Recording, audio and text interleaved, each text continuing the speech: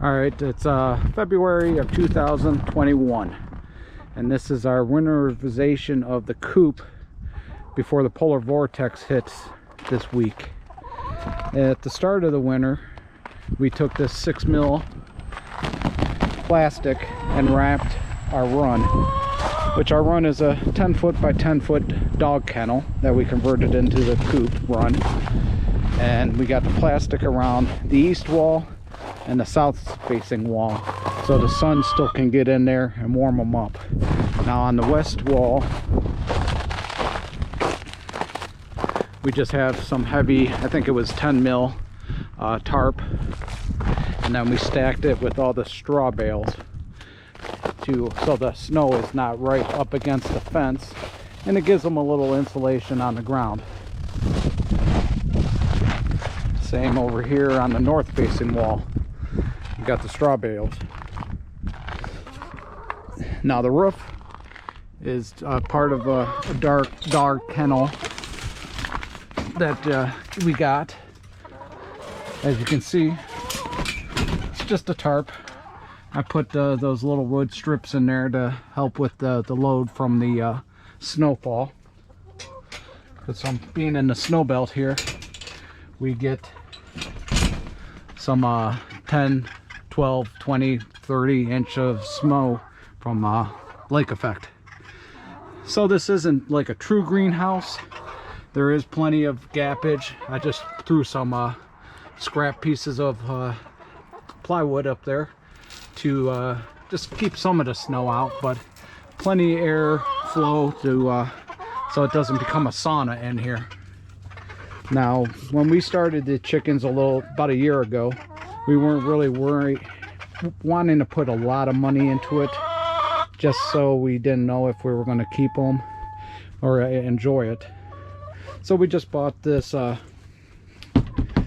little thing from Family Farm and Home for I think it was $2.99, and since we had 10 chickens, there wasn't enough room for them to roost, so this open space I just converted into another place for them to roost, and just put in a couple roosting bars in there for them.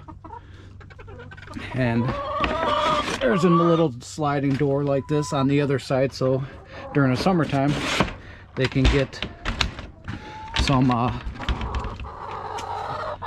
air ventilation. And the same thing over here on this side. If we want to, we can open those up, and there's plenty of room behind here for them to run in circles, so it's not like they're in a really confined space. Overall it's 100 square feet, and then you got the little bars that we put in here in the middle, so it gives them places to roost. I built some extra nesting boxes, and they don't use them that much, but every once in a while we get an egg in there, because we only have 3, and we learned most chickens will try to lay in the same box.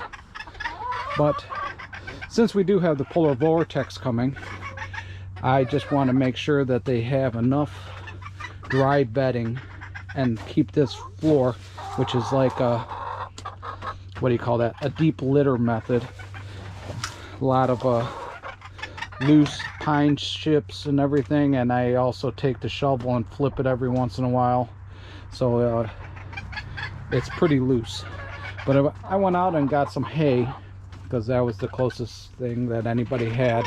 There wasn't that much straw around, so I'm going to take and layer this in some straw or hay and make it a little more drier, so they're not walking around in damp stuff.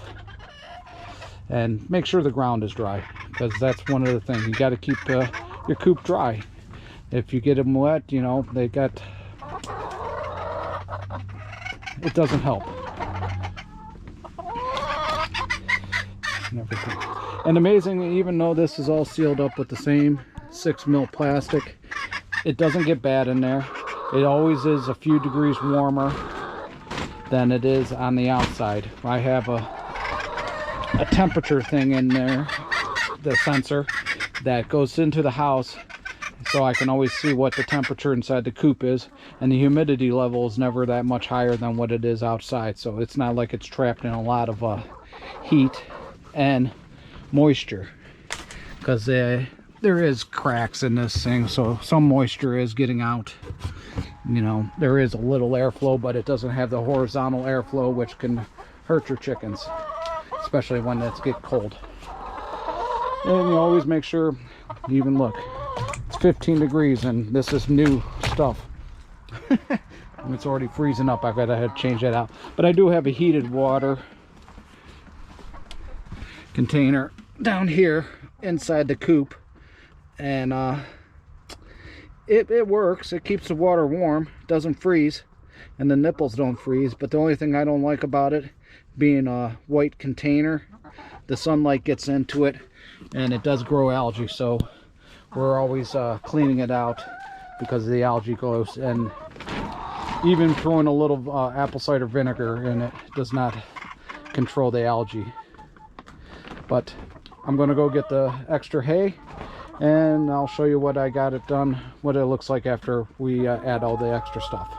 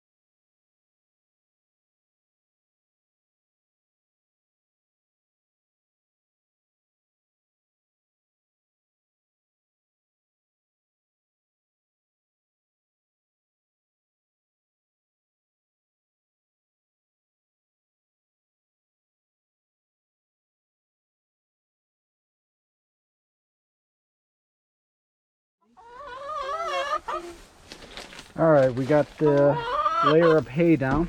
This was just one bale. We got some extra in the corner. They're eating some of it.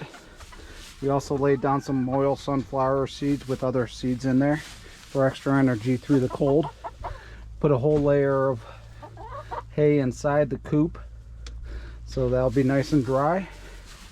And this should be able to make them get through the polar vortex with no issues.